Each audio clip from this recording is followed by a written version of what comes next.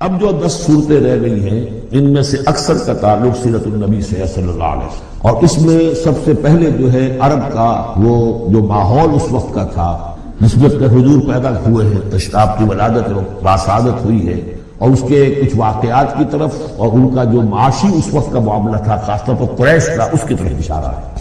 حضور کی ولادت ہوئی ہے عام الفیل میں، جس سال کہ آیا تھا ابرہہ یمن سے فوج لے کر، اور وہ بیت اللہ کو گرانا چاہتا تھا۔ اس کا ایک لمبا تاریخی پس منظر ہے، عیسائی تھا وہ، اس نے کلیسا بنایا تھا۔ وہ چاہتا تھا جیسے لوگ جو ہے آتے ہیں بیت اللہ میں حج کرنے کے لیے ہجوم ہوتا ہے، ایسے ہی یہاں کلیسا میں آئے۔ وہاں کوئی آیا نہیں، بلکہ کوئی عرب نے جا کر شرارت بھی کی، وہیں جا کر وہ رفع حاجت کرایا اندر۔ اس پر جو غصہ اسے چڑھا، اس نے کہا کہ اب ان کا جو ہے یہ بیت اللہ میں ڈھاؤں گا۔ وہ فوج لے کر آیا ہے جس میں ہاتھی بھی تھے، اسی لیے وہ اصحاب الفیل کہلاتے ہیں۔ لیکن اللہ تعالیٰ نے اپنے اس گھر کی حفاظت فرمائی معجزانہ طریق پر۔ چھوٹے چھوٹے پرندے بھیجے ہیں جو سمندر کی طرف سے غول کے غول آئے، اور ان کے چونچوں میں اور ان کے پنجوں میں چھوٹے چھوٹے کنکر تھے، لیکن وہ کنکر جب وہ اوپر سے آ رہا ہے تو وہ گولی کا کام کرتا ہے، اس کی جو ویلوسٹی ہے اور مومنٹم جو بنتا ہے اس کا اوپر سے گرنے کی وجہ سے، تو اس نے گولیوں کا کام کیا اور پوری فوج جو ہے تہس نہس ہو گئی۔ الم تر کیف فعل ربک باصحاب الفیل، کیا تم نے دیکھا نہیں کیا حشر کیا تمہارے رب نے ان ہاتھی والوں کا؟ الم یجعل کیدہم فی تضلیل، کیا اس نے ان کی تمام تدبیروں کو اور جو داؤ انہوں نے لگایا تھا بیکار اور غیر مؤثر نہیں کر دیا؟ وارسل علیہم طیرا ابابیل، اور ان پر بھیج دیے جھنڈ کے جھنڈ اڑتے ہوئے جانوروں کے، پرندوں کے، ترمیہم بحجارۃ من سجیل، جو ان کو رمی کرتے تھے۔ یہ رمی کی یادگار در حقیقت اسی کی ہے جو حج میں جا کے کی جاتی ہے، ترمیہم رمی، وہ ان کو مارتے تھے بحجارۃ من سجیل، کنکریاں، وہی کنکریاں سنگ گل، یہ معرب ہے فارسی سے، وہ چھوٹی کنکریاں جو ریت کی بنی ہوتی ہیں۔ کہیں اگر صحرا میں ہلکی سی بارش ہو جائے تو ایک ایک قطرے کے ساتھ تھوڑی سی جو اس کا ریت مل جائے گی، پھر اس پر دھوپ پڑی اور وہ پک گئے، وہ کنکریاں کہلاتی ہے سنگ گل، مٹی کی کا بنا ہوا پتھر۔ وہ کنکریاں ہیں جو ماری گئی ہے، فجعلہم کعصف معقول، پھر انہوں نے کر دیا انہیں ایسا جیسے کہ بھس جو کہ کھایا گیا ہو۔ جانوروں کے آگے آپ نے چارہ ڈالا، وہ کھا لیا، بھس کو جو کچھ پڑا رہ جاتا ہے ادھر ادھر، اس طرح کا کر دیا، ان کا نام و نشان مٹا دیا۔ اور یہ سن ہے جس میں کہ حضور کی پیدائش ہوئی ہے۔ بعض لوگوں کا بعض روایات سے معلوم ہوتا ہے کہ 50 دن بعد، اور بعض کا کہنا یہ کہ نہیں عین اسی دن ولادت ہوئی ہے حضور کی صلی اللہ علیہ وسلم۔ تو یہ ایک اہم واقعہ تھا سیرت النبی کے، گویا کہ آپ کے عین ولادت سے گویا جو متصل ہے، خصوصاً علی افضلہم وخاتم النبیین محمد الامین وعلی آلہ وصحبہ اجمعین۔ اما بعد فاعوذ باللہ من الشیطان الرجیم، بسم اللہ الرحمن الرحیم۔ الحمد للہ رب العالمین الرحمن الرحیم مالک یوم الدین ایاک نعبد وإیاک نستعین اهدنا الصراط المستقیم صراط الذین انعمت علیہم غیر المغضوب علیہم ولا الضالین آمین۔ رب اشرح لی صدری ویسر لی امری واحلل عقدۃ من لسانی یفقہوا قولی۔ اللہم ربنا الہمنا رشدنا واعذنا من شرور انفسنا، اللہم ارنا الحق حقا وارزقنا اتباعہ وارنا الباطل باطلا وارزقنا اجتنابہ۔ اللہم ربنا یسر لنا امورنا کلہا واتمم لنا بالخیر وتقبل منا فإنک خیر المتقبلین، آمین یا رب العالمین۔ ابھی میں نے سورہ فاتحہ کی تلاوت کی اور آپ نے سماعت فرمائی۔ یہ سورہ مبارکہ مصحف کے اعتبار سے تو پہلی صورت ہے ہی، سب کو معلوم ہے، لیکن یہ بھی نوٹ کر لیجئے کہ یہ نزول کے اعتبار سے بھی سب سے پہلی مکمل صورت جو حضور پر نازل ہوئی وہ یہی۔ اس سے قبل متفرق آیات نازل، 5 آیتیں سورہ علق کے آغاز میں، کچھ آیتیں سورہ قلم یا سورہ نور کے آغاز میں، کچھ آیتیں سورہ مزمل کی ابتدا کی، کچھ آیتیں سورہ مدثر کے آغاز کی۔ 5ویں وحی تقریباً اس پر اجماع ہے کہ یہ سورۃ الفاتحہ کی ہے، اور یہ مکمل سورت ہے جو حضور پر نازل ہے۔ سورۃ الفاتحہ کے معنی ہوئے افتتاحی سورت، فتح یفتح کے معنی ہے کھولنا، مفتاح کنجی کو کہتے ہیں، چابی کو۔ تو یہ اوپننگ سورہ آف دی قرآن، قرآن حکیم کی افتتاحی سے۔ ویسے جیسا کہ میں تعارف قرآن کے ضمن میں عرض کر چکا ہوں، عربوں کا یہ مزاج تھا کہ جس چیز سے انہیں خصوصی محبت ہوتی تھی اس کے بہت سے نام رکھتے، اس کے بھی بہت سے۔ سورۃ الفاتحہ سب سے عام ہے، لیکن الکافیہ، الشافیہ، ام القرآن، اساس القرآن، کم سے کم یہ 4 نام تو میں سمجھتا ہوں کہ ہر مسلمان کو مزید معلوم نہیں ہے، اور بھی بہت سے۔ اس سورہ مبارکہ کی بالاتفاق بالاجماع 7 آیتیں، اگرچہ ان کی ترتیب میں کچھ اختلاف ہے۔ ایک رائے یہ ہے، اور یہ رائے امام شافعی کی بھی ہے اور بصرہ کے جو قراء تھے ان کی، کہ آیت بسم اللہ بھی سورہ فاتحہ میں شامل ہے، اس کا جز ہے، وہ اس کو شامل کر کے پھر 7 آیتیں بناتے ہیں۔ تو آخری جنہیں ہم 2 آیتیں سمجھتے ہیں، صراط الذین انعمت علیہم غیر المغضوب علیہم ولا الضالین، وہ ان کے نزدیک ایک آیت، تو گویا کہ نتیجہ یہ نکلا کہ آیتوں کی تعداد 7 ہے۔ امام ابو حنیفہ رحمۃ اللہ علیہ کا موقف اور کوفے کے جو قراء تھے ان کا بھی موقف یہ ہے کہ آیت بسم اللہ نہ سورہ فاتحہ کا جز ہے نہ کسی اور سورت کا، سوائے ایک مقام پر جہاں حضرت سلیمان علیہ السلام کا خط جو ہے نقل ہوا ہے، جنہوں نے ملکہ سبا کو لکھا تھا، انہ من سلیمان و انہ بسم اللہ الرحمن الرحیم۔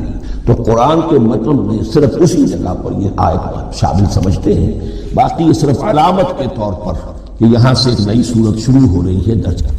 اس سورہ مبارکہ کو الصلاح قرار دیا گیا ایک حدیث، اس کا جو اسلوب ہے وہ دعا کا ہے، اور دعا کے ساتھ اس کی جو مناسبت ہے، اور پھر اسی کی وجہ سے ہماری نماز کا یہ جزو لا ينفک بنا، بلکہ ایک حدیث تو میں آپ کو سناؤں گا، اس میں اسی کو نماز قرار دیا گیا، الصلاح یہی ہے۔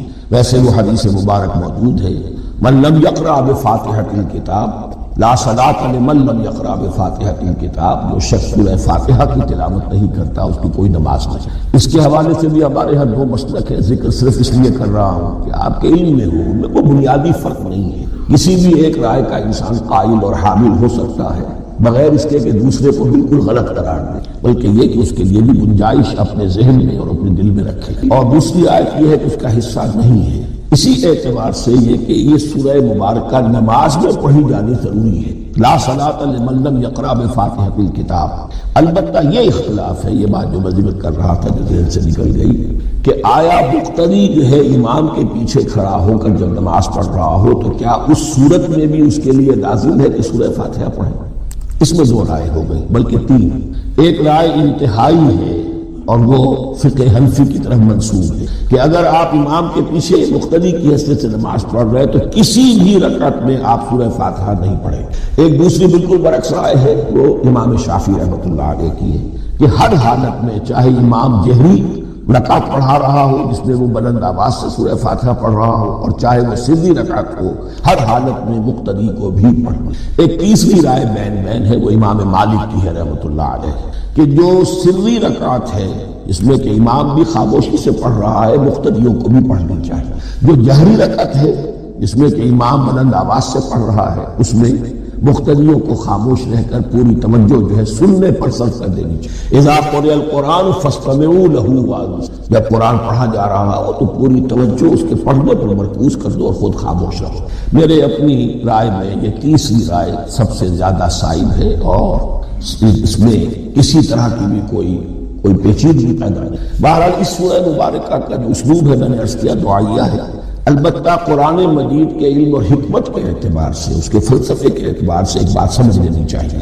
قرآن کا فلسفہ یہ ہے کہ بنیادی ہدایت ہر انسان کے دل میں موجود ہے، بالقوہ پوٹینشیل۔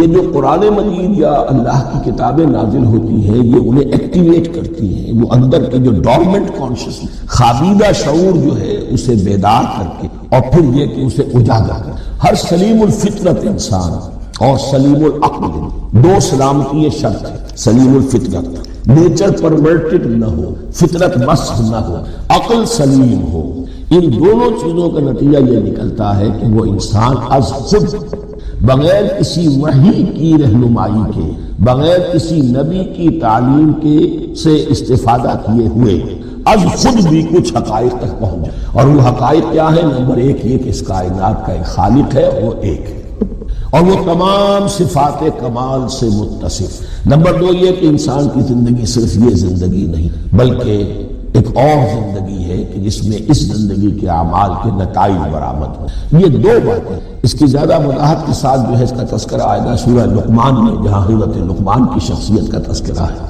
لیکن یہاں صرف یہ بات سمجھ لیجئے کہ قرآن کا فلسفہ یہ ہے کہ ہر انسان میں، ہر فرد نوع بشر میں جو اپنی ولادت کے وقت مسلم ہوتا، حضور کی حدیث ہے کل مولود یولد علی الفطرہ ابواہ یحودانہ او ینصرانہ او یمجسانہ، ہر بچہ نوع انسانی کا فطرت اسلام پر پیدا، وہ فطرت کے اندر وہ ہدایت ودیت ہے۔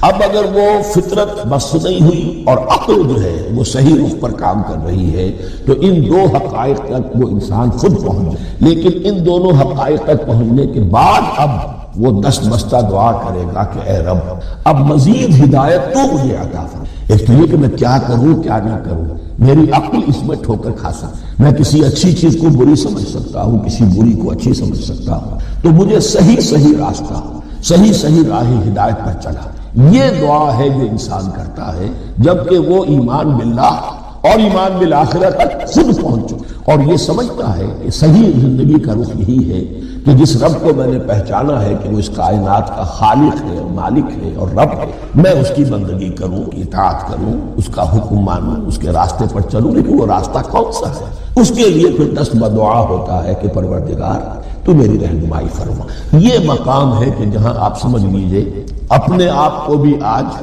اس جگہ پر تصور کرتے ہوئے پھر اس سورہ مبارکہ کو پڑھیے کہ آپ اس مقام پر اللہ کے فضل و کرم سے پہنچ چکے ہیں کہ اللہ کو آپ نے پہچان لی اور اس کی توحید کو جان لی، اس کی جملہ صفات کمال سے آپ واقف، آپ بھی جان گئے کہ بڑھ کر اس کے حضور میں حاضر ہونا ہے اور وہ حساب کتاب لے۔ پھر آپ نے یہ عہد بھی کر لیا کہ اب زندگی گزارنی ہے اس رب کی بندگی میں، اسی کی فرما برداری میں۔ اب یہاں کھڑے ہو کر آپ کہ اللہ مجھے وہ تفصیلی ہدایت عطا فرما، ایسا نہ ہو کہ کبھی میں کسی راستے پر چلتا ہوا کسی پگڈنڈی پر مڑ جاؤں اور وہ تھوڑی سی جو ڈیویشن ہو میرے راستے کی وہ میری عاقبت کو برباد کر۔ یک لحظہ غافل گشتم و صد سال راہم دور شد، اس لیے کہ ہوتا یہی ہے سیدھے راستے سے ذرا سی کوئی پگڈنڈی جو ہے تھوڑے سے اینگل پر نکلی ہے، لیکن جب چلتے جائیں گے آپ تو جتنے آگے بڑھیں گے اس پر، اس راہ صراط مستقیم سے آپ اتنے ہی زیادہ دور ہوتے تھے۔ یہ ہے قرآن مجید کی حکمت اور فلسفے کے اعتبار سے اس سورہ مبارکہ کا مقام۔ اب آئیے ہم بسم اللہ کرتے ہیں۔ بسم اللہ الرحمن الرحیم، شروع کرتا ہوں میں اللہ کے نام سے جو رحمان اور رحیم، اس پر تو گفتگو ہو چکی ہے تعارف قرآن کے ضمن میں کہ رحمان اور رحیم دو نام ہیں کہ جو رحمت کے مادے سے، رحمان میں اللہ تعالیٰ کی رحمت کا جوش ہے، جانی کیفیت، طوفانی کیفیت، اور رحیم میں اللہ تعالیٰ کی رحمت کا دوام اور تسلسل۔ یہ دونوں کیفیات اللہ کی رحمت میں بیک وقت موجود، جس کا ہم تصور نہیں کر سکتے۔ ہم سمندر کو دیکھتے ہیں متلاطم سمندر ہے، اس میں ہے جان ہے، طوفان ہے۔ دریا کو دیکھتے ہیں کہ وہ سکون کے ساتھ چل رہا ہے، خاموشی چل رہا ہے، بہہ رہا ہے، وہ تسلسل کے ساتھ بہہ۔ ہم ان دونوں کیفیات کو علیحدہ علیحدہ دیکھتے ہیں تو ہمارا ذہن ان دونوں کو بیک وقت اس کا تصور نہیں کرتا، تخیل ممکن نہیں۔ لیکن اللہ کی رحمت کی یہ دونوں شانیں مستقلاً ہر وقت موجود ہیں بیک وقت، اسی لیے ان دونوں کے درمیان کہیں حرف عطف نہیں آئے گا۔ بسم اللہ الرحمن الرحیم، الحمدللہ رب العالمین، کل حمد، اور حمد کو ذہن میں رکھ لیجئے، حمد مساوی ہے تعریف جمع شکر۔ عام طور پر ترجموں میں ایک لفظ لایا جاتا ہے کل تعریف اللہ کے لیے، یہ کافی نہیں۔ تعریف آپ کسی شے کی کر سکتے ہیں جس میں کوئی حسن ہے، خوبی ہے، کسی بھی اعتبار سے، خواہ آپ کو اس کے حسن و خوبی سے کوئی فائدہ حاصل نہیں ہو رہا۔ ایک پھول ہے بہت خوبصورت ہے، بس ٹھیک ہے، خوبصورت ہے، آپ نے کہا تعریف کرنا۔ شکر کرتے ہیں آپ اس شے کا جس سے آپ کو کوئی فائدہ پہنچا ہو، استفادہ ہوا ہو، آپ کی کوئی ضرورت پوری ہوئی ہو، آپ کی کوئی مشکل رفع ہوئی۔ اور آپ دیکھیں گے کہ حمد میں یہ شکر کا پہلو غالب ہے۔ جتنی بھی دعائیں ہیں حضور سے منقول، شکر کے مقام پر وہاں حمد آتا ہے۔ بھوک لگی ہوئی تھی، کھانا کھایا، الحمدللہ الذی اطعمنی وسقانی۔ اب یہاں دیکھیے ترجمہ تعریف نہیں، شکر ہے اس اللہ کا جس نے مجھے کھلایا اور پلایا۔ آپ بیت الخلاء سے باہر آئے، نجاستیں آپ سے دور ہو گئی، طبیعت میں انشراح ہوا، الحمدللہ الذی اذھب عنی الاذی وعافا، اور شکر ہے اس اللہ کا جس نے اذیت بخش چیزیں مجھ سے دور کر دی اور مجھے عافیت۔ تو یہ الحمدللہ رب العالمین، اللہ تعالیٰ کا حسن و کمال اور حسن و جمال اپنی جگہ بھی اس انتہا کا ہے کہ جتنی تعریف اس کا حق ہے ہم کر ہی نہیں سکتے، لیکن اس کے احسانات اور انعامات ہم پر اتنے ہیں کہ ہم ان کو بھی گن نہیں سکتے۔ لہذا ایک ہی احصاء ہم نے کر دیا الف لام کے ساتھ، الحمدللہ رب العالمین، تمام تعریفیں اور کل شکر اللہ کے لیے ہیں کہ جو تمام جہانوں کا پرور ہے، رب ہے، مالک ہے۔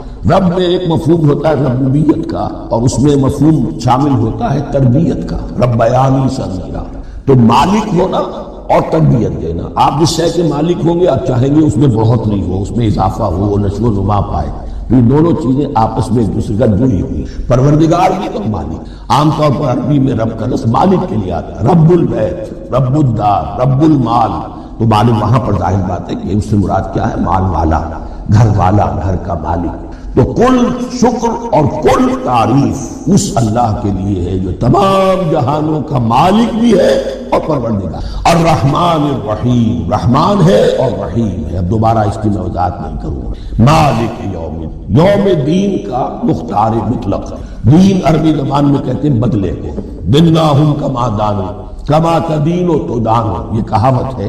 جیسے اردو میں ہم کہتے ہیں جیسا کرو گے ویسا بھرو گے، کما تدین و تدان، تو یہ ہے بدلہ، اس کا بنیادی مفہوم جو ہے وہ بدلہ۔ تو بدلے کا ایک دن ہے جس دن فیصلہ ہوگا کہ کون کیا کما کر لایا ہے اور اسے کیا بدلہ ملنا چاہیے۔ آیا اس کا برائیوں کا پلڑا بھاری ہے کہ اسے سزا ملنی چاہیے، یا اس کی حسنات اور نیکیوں کا پلڑا بھاری ہے کہ اسے جزا ملنی چاہیے، اس کا انعام اور اکرام کے ساتھ معاملہ کیا جانا چاہیے۔ وہ ایک دن ہے، اسے ہم یوم القیامہ کہتے ہیں۔ اور لیکن اصل بات جو یہاں کہی گئی، یعنی ایک جملے میں تین باتوں کا اعتراف ہو رہا ہے۔ بعث بعد الموت، ایک دن آئے گا کہ ہم مرنے کے بعد تمام انسان اٹھا لیے، پھر حساب کتاب، پھر اللہ کے ہاں حاضری ہوگی اور حساب۔ اور تیسرے یہ کہ اس حساب کتاب کے دن کا مختار مطلق اللہ، یعنی کسی اور کو اپنے ذہن میں سہارا بنا کر آپ زندگی گزاریں کہ وہ مجھے چھڑا لے گا، یا وہ ہستی جو ہے اتنی زوردار ہے کہ وہ مجھے بچا لے گی،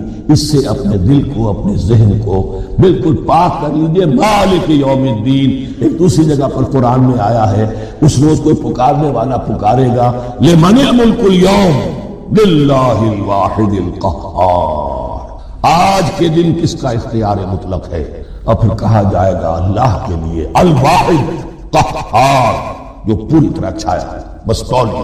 تو مالک یوم الدین، جو جزا و سزا کا مالک۔ اب یہاں سے کلام ایک رخ بدل رہا ہے۔ ابھی تک تو یہ غائبانہ انداز میں کلام ہو رہا ہے، اللہ سے خطاب نہیں آیا اس میں۔ الحمدللہ رب العالمین الرحمن الرحیم مالک یوم الدین۔ اب خطاب ایاک نعبد و ایاک، ہم صرف تیری ہی بندگی کرتے ہیں اور کریں گے، اور ہم صرف تجھی سے مدد مانگتے ہیں اور مانگیں گے۔ یہ ترجمہ میں کیوں کر رہا ہوں کہ یہ فعل مضارع ہے، عربی زبان میں فعل مضارع حال اور مستقبل دونوں کو کور کر۔ ایاک کا جو ہے مفعول فاعل جو ہے، مفعول جو ہے اس میں ضمیر مفعولی اسے پہلے لا کر حشر کا مضمون پیدا ہو گیا۔ ہم تیری بندگی کرتے ہیں نہیں، ہم تیری ہی بندگی کرتے ہیں اور کریں گے۔ حال میں ترجمہ کیجئے تو یہ اظہار حال ہے، اور مستقبل میں ترجمہ کیجئے تو یہ عہد ہے، قول و قرار ہے، بہت بڑا معاہدہ ہے۔ وَإِيَّاكَ نَسْتَعِينُ، اور صرف تجھی سے مدد مانگتے ہیں اور مانگیں گے۔ اس میں بھی حال کا ترجمہ اظہار حال، اللہ کرے کہ واقعی ہمارا حال وہی ہو، جب ہم یہ الفاظ کہتے ہیں تو واقعتاً ہم اس پر پورے اتر رہے ہوں کہ اسی کی بندگی کر رہے ہوں اور اسی سے ساری استعادت استمداد کر۔ جہاں تک مستقبل کا تعلق ہے وہ پھر ایک عہد ہے، اہدنا الصراط المستقیم۔ یہ مقام وہ آ گیا کہ یہاں تک تو اے پروردگار ہم پہنچ گئے، تیرے فضل سے، تیرے کرم سے۔ فطرت سلیمہ بھی تیری عطا کردہ تھی، عقل سلیم بھی تیری ودیعت کردہ تھی، ان دونوں کی روشنی سے ہم یہاں تک تو پہنچ گئے۔ اب ہماری جو ضرورت ہے، احتیاج ہے، وہ کیا ہے؟ اہدنا الصراط المستقیم، ہدایت بخش ہمیں سیدھے راستے۔ یہاں دو باتیں سمجھ لیجئے۔ انفرادی سطح پر انسان کے لیے نہ معلوم کتنے مرحلے آتے ہیں ہر روز کہ جس میں وہ ایک چھٹک کر کھڑا ہو جاتا ہے یہ کروں یا یہ کروں، دو آلٹرنیٹو سامنے آ رہے ہیں، فیصلہ کرنا مشکل ہو رہا ہے۔ قدم قدم پر ہدایت کی، اور اجتماعی طور پر نوع انسانی تین بڑے بڑے تمدنی مسائل میں واقعہ یہ ہے کہ تسلیم کر لیا جانا چاہیے کہ عقل انسانی اس کو راستہ نہیں۔ عام معاشرتی سطح پر مرد اور عورت کے درمیان حقوق اور اختیارات کا کیا توازن، ناممکن، انسان طے نہیں کر سکتا۔ انسان یا مرد ہے یا عورت ہے، عورت سوچے گی اپنے لحاظ، اپنے جذبات کا، اپنے خیالات کا لحاظ رکھے گی، مرد کے جذبات و احساسات کا اسے کوئی اس کا کوئی تصور ہی ممکن نہیں۔ مرد سوچے گا اسے اپنے احساسات معلوم ہے، لیکن یہ کہ عورت کے احساسات سے وہ نابلد ہے، ان کو محسوس کر نہیں سکتا، لا محالہ وہ اپنے بارے میں وہ جو بھی نظام بنائے گا اس میں وہ اپنی بالادستی، وہ تو ایک ہی ہستی ہو سکتی ہے کہ جو دونوں کی خالق ہے، مرد کی بھی عورت، اور اس کو دونوں سے محبت ہے، دونوں کا خیر خواہ ہے، دونوں کا رب ہے، دونوں کو پروان چڑھانا چاہتا ہے۔ اسی طرح فرد اور معاشرہ یا ریاست، حکومت اور ریاست ہمیشہ یہ چاہتی ہے کہ سارے اختیارات ہمارے ہاتھ میں آ جائیں، ٹوٹلیٹیرین سوسائٹی ہو، بس ہم حکم دیں اور لوگ اس پر چلیں۔ افراد یہ چاہتے نہیں ہمیں آزادی ہو۔ اب آپ دیکھیے کہ دنیا میں کتنے جھگڑے چلتے ہیں اسی پر، فریڈم فریڈم فریڈم۔ وہ فریڈم واقعتاً اپنی جگہ پر ایک شے ہے، افراد کی آزادی ہونی چاہیے، لیکن افراد کی آزادی اتنی نہ ہو جائے کہ وہ مادر پدر آزاد ہو جائے، کوئی قانون، کوئی قاعدہ، کوئی اخلاقی، کوئی حدود اور قیود جو ہے ان کا پابند نہ رہے۔ تو اب کہاں ہے وہ نقطۂ اعتدال کہ جس میں انسان کی انفرادی آزادی، انفرادی اختیار اور ادھر اجتماعی مصلحتیں جو ہیں ان کو بیلنس کیا جا سکے؟ انسان طے نہیں کر سکتا، صرف اللہ ہی اس کے لیے۔ تیسرا مسئلہ ہے سرمایہ اور محنت، اس میں کیا توازن؟ سرمایہ اور محنت دونوں مل کر کچھ بنا رہے ہیں، کچھ پروڈیوس کر رہے ہیں۔ اب اس میں نفع جو ہوا ہے اس میں سرمایہ کا کتنا حصہ ہونا چاہیے اور لیبر کا کتنا، کانٹیکٹ، اس کے لیے بھی کہ ایسا نہ ہو کہ سرمایہ داری جو ہے آکاش بیل بن کر پورے معاشرے پر چھا جائے، اور غریب بیچارہ، مزدور بیچارہ، کاشتکار بیچارہ وہ گویا کہ چکی کے دو پارٹوں میں پس کر اس کی کوئی حیثیت نہ رہے۔ لیکن یہ کہ اسی طرف اگر یہ کہ مزدور کا جو حق ہے اس سے زیادہ اس کو دے دیا جائے تو سرمایہ جو ہے وہ سکڑ جائے گا، شائی ہو جائے گا، وہ پھر میدان میں نہیں آئے گا۔ کیا کیا جائے؟ کون سا رکن ہے عدل ہے؟ یہ تین مسائل ایسے ہیں، اہدنا الصراط، تو یوں سمجھیے کہ ایک جو بنیادی ہدایت تھی، ایک اللہ کو پہچان لینا، یہ جان لینا کہ کل حسن و جمال اور تمام انعام و اکرام کا منبع اس کی ذات ہے، وہ رحمان ہے اور رحیم، اور یہ جان لینا کہ مرنے کے بعد جی اٹھنا ہے، حساب کتاب ہے، فیصلہ ہوگا جزا و سزا کا، اور مختار مطلق اس دن کا اللہ۔ پھر یہ عہد کر لینا ایاک نعبد و ایاک نستعین۔ اس کے بعد دعا، پروردگار ہمیں ہدایت پر قائم رکھ، ہماری ہدایت میں اضافہ فرما۔ اس ہدایت کے لفظ کو سمجھ لیجئے، بنیادی ہدایت، تفصیلی ہدایت، قدم قدم پر ہدایت، ہدایت پر ہدایت، والذین اہتدوا زادہم ہدی، جو لوگ ہدایت کے راستے پر آتے ہیں اللہ ان کی ہدایت میں اضافہ کرتے ہیں۔ تو یہ قدم قدم پر ہمیں ہدایت کی ضرورت ہے، اور مرحلہ وار ضرورت ہے۔ ہدایت اس کو بھی کہتے ہیں کہ کسی نے آپ سے کوئی پتہ پوچھا، آپ نے کہا ادھر جانا، پھر دوسری گلی میں مڑنا، پھر جانا دو تین لائٹیں چلے جانا، پھر مڑنا، وغیرہ وغیرہ، یہ بھی ہدایت ہے۔ نظری طور پر آپ نے بتایا ہے۔ ایک ہدایت یہ ہوئی کہ بھائی میں چلتا ہوں آپ کے ساتھ، میں آپ کو وہاں پر پہنچا دوں گا تاکہ آپ کو دقت ہو، آپ نے منزل تک پہنچا۔ ان دونوں کے درمیان، یہ تو میں نے ایک فرد کی مثال دی، اللہ اور بندے کے درمیان نہ معلوم کتنے مراحل ہیں ہدایت۔ تو کسی وقت بھی انسان اپنے آپ کو ہدایت خداوندی سے مستغنا نہیں، اور نہیں تو پروردگار جو ہدایت دی ہے اس کو ہدایت پر قائم رکھ۔ کیا پتہ شیطان کا کوئی حملہ، کیا پتہ ہمارے نفس کی کوئی شرارت کسی ایسے اوپر ہمیں ڈال دے کہ اب تک کی ساری کمائی میں ضائع ہوئی۔ لہذا یہ نہ سمجھیے کہ جب یہ ساری چیزیں ان کو معلوم تھی، وہ ان چیزوں کا تو اقرار کر رہے تو اب ہدایت کون سی مانگ رہے ہیں؟ تو ہدایت کا تو بڑا میدان کھل، اور اس ہدایت کی وہ جو میں نے آخری شکل آپ کو بتائی ہے کہ منزل مقصود تک پہنچا دے، یہ ہدایت بھی قرآن مجید میں اس معنی میں بھی لفظ آیا ہے کہ اہل جنت جب جنت میں داخل ہوں گے تو جو ترانہ حمد ان کی زبان پر اس وقت ہوگا وہ کیا ہے؟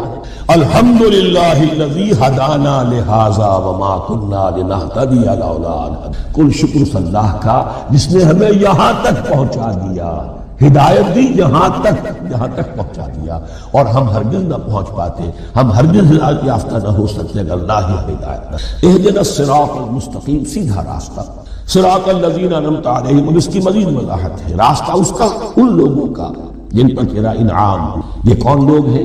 اس کی وضاحت آپ کو ملے گی سورہ نساء میں، من یطع اللہ والرسول فاولئک مع الذین انعم اللہ علیہم من النبیین والصدیقین والشہداء والصالحین۔ 4 طبقات ہیں منعم علیہم، جن پر اللہ کا انعام ہو۔ چوٹی پر انبیاء کرام، اس کے بعد صدیقین کرام، اس کے بعد شہداء عظام، اس کے بعد عام صالح۔ یہ بیس لائن ہے، اس سے اوپر کا درجہ شہداء کا ہے، اس سے اوپر کا درجہ صدیقین کا ہے، اور پھر اس سے اوپر کا درجہ انبیاء کا ہے۔ انبیاء میں سے پھر وہ بھی ہوتے جو اولو العزم من الرسل ہیں، لیکن یہ 4 طبقات ہیں ان کے، غیر المغضوب علیہم ولا الضالین، جو مغضوب علیہم نہیں، جن پر تیرا غضب نہیں، اور غضب ہوتا ہے ان پر کہ جو ہدایت کے واضح ہونے کے بعد ہدایت کو ترک کرتے ہیں، وہ ہے مغضوب علیہم۔ جنہیں ہدایت مل گئی ہو، ہدایت کو پہچان لیا ہو، پھر اپنی شرارت نفس کی وجہ، اپنی نفسانیت کی وجہ، اپنے تکبر کی وجہ سے، اپنی حسد کی وجہ سے وہ اس حق کو رد کر، اس کو ترک کر، ان پر اللہ کا غضب۔ اور اس میں اس کی بہت بڑی مثال تاریخ کے اعتبار سے یہودی، اللہ نے انہیں ہدایت دی، کتابیں عطا کی، تورات، انجیل، زبور، سینکڑوں نبیوں میں مبعوث، 1400 برس تک نبوت کا تار ٹوٹا ہی نہیں، مسلسل۔ ابتدا میں بھی 2 نبی، موسیٰ اور ہارون، اور اختتام پر بھی 2 نبی، عیسیٰ اور یحییٰ علیہ السلام، اور ان کے مابین کوئی لمحہ نہیں آیا ہے تاریخ بنی اسرائیل میں جبکہ کوئی نہ کوئی نبی موجود، لیکن انہوں نے اپنی شرارت نفس کی وجہ سے ہدایت تورات سے بھی منہ موڑا، اور پھر سب سے بڑی بات یہ کہ ہدایت محمدی سے، ہدایت قرآنی سے بھی صلی اللہ علیہ وسلم منہ موڑا۔ وہ ہے مغضوب علیہم ولا الضالین، اور نہ ہی گمراہ ہو۔ یہ لفظ جو آتا ہے عربی زبان میں گمراہ کا بھی ہے اور تلاش حق میں بھٹکنے۔ ایک وہ شخص ہے جس پر حق ابھی واضح نہیں ہوا، وہ تلاش میں، اس کے لیے بھی ضال کر۔ اسی طرح کوئی شخص کسی کے عشق اور محبت میں ایسا ہو جائے، دیوانہ ہو جائے، اس کو بھی ضال کہ یعنی اس کے اوپر جذبات کا اتنا غلبہ ہو گیا ہے کہ محبت اور عشق کی بنا۔ تو حضور کے لیے یہ لفظ آیا ہے وَوَجَدَكَ ضَالًّا فَهَدَىٰ، اور یہ تو سورۃ الضحیٰ ہے، اکثر بیشتر لوگوں کو یاد ہوگی۔ تو یہ جو ضال کا لفظ ہے، اس میں سمجھ لیجئے ضروری نہیں ہے کہ وہ گمراہ ہو، بلکہ وہ بھی کہ جو ابھی راہ ہدایت کی طلب میں، اس کے حصول کے لیے اس کی تلاش میں کوشاں، اور وہ بھی کہ جو کسی مغالطے کی وجہ سے حق سے منحرف ہو۔ یہ بھی جان لی کہ ایک ہے بدنیت، تکبر، حسد، حق کو جان کر پہچان کر رد کر دینا یا چھوڑ دینا یا ترک کر دینا۔ ایک ہے کسی غلطی میں، کسی جذبات کے اندر آ کر، کسی غلو کے اندر مبتلا ہو کر اور حق سے منحرف۔ اس کی جو سب سے بڑی مثال ہے وہ نصارہ ہے، عیسائی۔ حضرت مسیح کو انہوں نے مانا، لیکن غلو کیا؟ یہ لفظ آئے گا آگے، لا تغلو فی دینکم، اپنے دین میں غلو نہ۔ جیسے ہمارے ہاں بھی بعض لوگ ہیں جو حضور صلی اللہ علیہ وسلم کی تعریف میں، حضور صلی اللہ علیہ وسلم کے ساتھ اپنی محبت کے اظہار میں غلو کرتے۔ یہ انتہا درجے کو ہو گیا تھا حضرت مسیح علیہ السلام کے ماننے میں، اور اس کی بنا پر انہوں نے تثلیث کا عقیدہ ایجاد کر لیا اور حضرت مسیح علیہ السلام کو اللہ کا بیٹا بنا۔ تو اس کی سب سے بڑی مثال ضالین کی اس اعتبار سے کہ ہدایت پانے کے بعد کسی بدنیتی سے نہیں بلکہ کسی اچھے جذبے میں غلو کی وجہ سے، رسول سے محبت کرنا تو اچھا جذبہ ہے، لیکن یہ محبت بھی ایک حد میں رہنی چاہیے۔ غلو کرے گی تو ظاہر بات ہے کہ اس کے بعد وہ گمراہی کی طرف۔ یہ ہے اس سورہ مبارکہ کا ترجمہ، اور اس کے بعد آخر میں آمین کہنا یہ مسئول بھی ہے، کہنا چاہیے۔ البتہ اختلاف یہاں بھی صرف اتنا ہے کہ نماز میں جب آپ امام کے ساتھ ہیں، وہ اگر جہری قرات کر رہا ہے تو آیا اس کے بعد آپ کو بھی بالجہر کہنا ہے آمین یا نہیں؟ یہ اختلاف ہے، ان میں کوئی فرق نہیں ہوتا۔ یہ چیز متفق علیہ کہ کہنا ہے آمین، بلکہ یہ آمین تو یہودیوں میں ہے، یہ آمین جو ہے یہ عیسائی ہے، ان کی بھی جو لارڈس پریئر ہے اس کے بعد آمین، وہ آمین کہتے ہیں، وہ فرق لفظ ایک ہی، اس لیے کہ عبرانی زبان اور عربی زبان یا تو ہم یہ کہہ سکتے ہیں کہ دونوں بہنیں ہیں، کوئی ایک مشترک زبان تھی ان کی ماں جس کی یہ 2 بیٹیاں، اور یا یہ کہنا پڑے گا کہ عربی زبان کی ماں جو ہے وہ عبرانی زبان ہے۔ بہرحال بڑا قریبی رشتہ عربی کا اور عبرانی کا، اس اعتبار سے وہ آمین۔ اب آپ کو معلوم ہے ہم السلام علیکم وہ کہتے ہیں، وہ سلام کہتے ہیں، فرق کیا ہے؟ وہ تو تلفظ کا فرق ہے۔ اسی طریقے سے اور بہت سے الفاظ ہیں، ہم بعد میں بتا۔ اب میں اس سورہ مبارکہ کے بارے میں خاص حدیث آپ کو سنانا چاہتا ہوں، اور اسی سے در حقیقت جو امام ابو حنیفہ کا موقف ہے رحمۃ اللہ علیہ، اس کی حقانیت مزید مبرہن ہو جائے۔ یعنی کیا کہ آیت بسم اللہ سورہ فاتحہ کا جز نہیں. سورہ فاتحہ الحمدللہ رب العالمین. وہ میں آپ کو بتانا بھول گیا کہ جن کے نزدیک یہ سورت کا جز ہے وہ پھر جہری قرات میں بسم اللہ الرحمن بھی بلند آواز سے، اور جن کے نزدیک یہ سورہ فاتحہ کا جز نہیں ہے وہ نہیں کہیں گے، وہ الحمدللہ رب العالمین سے قرات کریں گے. تو کوئی فرق نہیں ہے بنیادی. یہ حدیث جو ہے یہ مسلم شریف میں ہے اور حدیث قدسی ہے. اس کے راوی حضرت ابو ہریرہ ہے رضی اللہ تعالی عنہ، اور اس حدیث میں اس صورت کے مضامین کا نہایت عمدہ تجزیہ کر. حدیث کے الفاظ سن لیجئے. قسمت الصلاۃ بینی و بین عبدی نصفین. اللہ تعالیٰ فرما رہے ہیں حدیث قدسی، میں نے نماز کو، صلاۃ کو اپنے اور اپنے بندے کے درمیان آدھا آدھا تقسیم کر دیا. فنصفها لی ونصفها لعبدی. اس کا نصف جو ہے وہ میرے لیے ہے اور نصف جو ہے وہ میرے بندے. وَلِعَبْدِي مَا سَأَلَ. اور جو میرے بندے نے مانگا میں اسے دوں گا، میرا وعدہ ہے یا میں نے اسے. اس کے بعد اس کی تفصیل ہے. اذا قال العبد، جب بندہ کہتا ہے الحمدللہ رب العالمین، قال اللہ حمدنی عبدی. جب بندہ کہتا ہے الحمدللہ رب العالمین، اللہ فرماتا ہے میرے بندے نے میری حمد کی. وَإِذَا قَالَ الرحمن الرحیم قال اللہ اثنى علی عبدی. جب بندہ کہتا ہے الرحمن الرحیم، اللہ فرماتا ہے میرے بندے نے میری ثنا کی.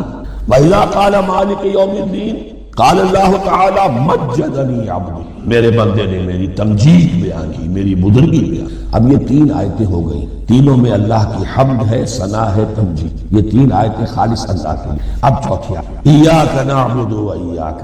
اس کے بارے میں جب بندہ کہتا ہے اذا قال العبد ایاک نعبد و ایاک نستعین قال اللہ تعالی ھذا ما بینی و بین عبدی ولعبدی ما سأل.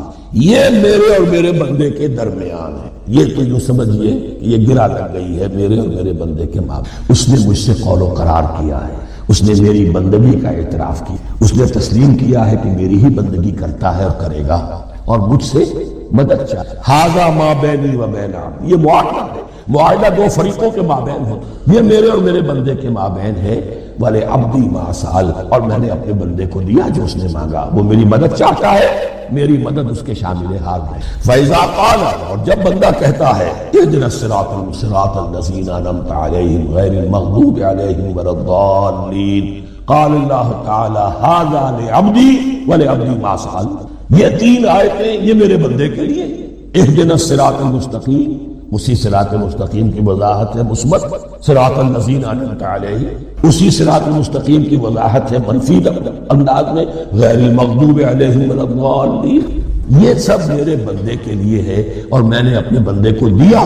اس کو میں نے ایک مرتبہ یہ ترازو کی شکل میں اس کو لکھوایا تھا. دیکھیے یہ ایاک نعبد و ایاک، یہ ہے وہ ترازی کی وہ ڈنڈ.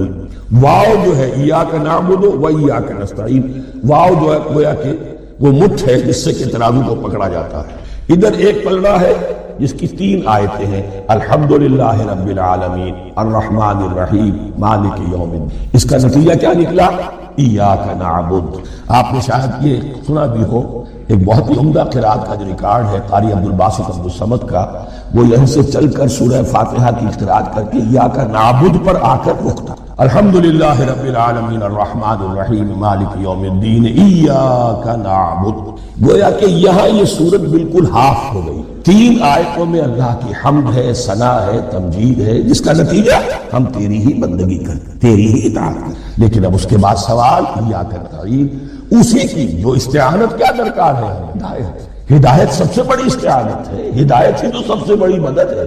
اهدنا الصراط المستقیم صراط الذین انعمت علیہم غیر المغضوب علیہم ولا الضالین. یہ ایاک نستعین کے حکم کے ساتھ یہ تین آیتیں آ گئیں. اهدنا الصراط المستقیم صراط انعمت علیہم غیر المغضوب علیہم ولا الضالین. قسمت الصلاۃ بینی و بین عبدی نصفین فنصفها لی ونصفها لعبدی ولعبدی ما سأل. اللہ تعالیٰ اس سورہ فاتحہ کا جو اصل مفہوم ہے وہ بھی ہمارے ذہنوں پر، ہمارے شعور کی سطح پر اسے اجاگر کیے رکھے. ہمیں توفیق دے کہ جب بھی پڑھیں، جب بھی سنیں تو وہ کیفیت اگر ہو جائے. اس لیے کہ ایک حدیث ہے کہ الصلاۃ معراج المومنین، نماز تو اہل ایمان کے حق میں معراج کے درمیان. اس حوالے سے ہم یہ سمجھ سکتے ہیں کہ کوئی وقت ایسا آ سکتا ہے کہ انسان کو واقعتاً، روح انسانی واقعتاً اللہ کے یہ جواب سنے. انہونی بات نہیں، ہوتا ہے خطاب آخر، اٹھتا ہے حجاب آخر، کرتے خطاب یہ تو ہوتا ہے، مخاطبہ الہی تو میں ثابت ہے، مخاطبہ محادث اور تحدیث اللہ بندوں سے کلام کرتا ہے۔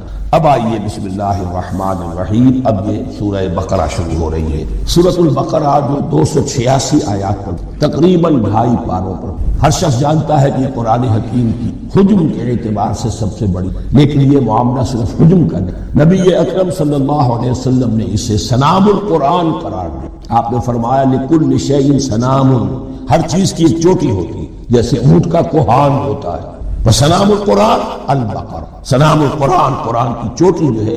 یہ نوٹ کر لیجئے جو میں نے کل آپ کو جو مختلف مکی اور مدنی صورتوں کے گروپوں کے بارے میں بتایا تھا کہ یہاں سے اب پہلی منزل بھی شروع ہو رہی ہے اور پہلا گروپ بھی، اور اس کے ساتھ جو اگلی صورت آئے گی وہ اس کا جوڑا ہے، سورہ آل عمران، جس کی سب سے نمایاں علامت یہ نوٹ کی، یہ بھی الف لام میم سے شروع ہوئی، اگلی بھی الف لام میم۔ اس کے بعد 2 صورتیں مدنی اور ہیں، لیکن ان دونوں میں نہ حروف مقطعات ہے نہ کوئی اور تمہیدی کلام ہے، براہ راست خطاب سورہ نساء میں یا ایھا الناس اور سورہ مائدہ میں یا ایھا الذین آمنوا، کوئی تمہیدی بات نہیں، کوئی حروف مقطعات نہیں، براہ راست خطاب۔ وہ ایک جوڑا ہے سورہ نساء اور سورہ مائدہ، اور یہ ایک جوڑا ہے سورہ بقرہ اور سورہ آل عمران۔ سورہ بقرہ اور سورہ آل عمران کو نبی اکرم صلی اللہ علیہ وسلم نے الزہراوین بھی قرار دی۔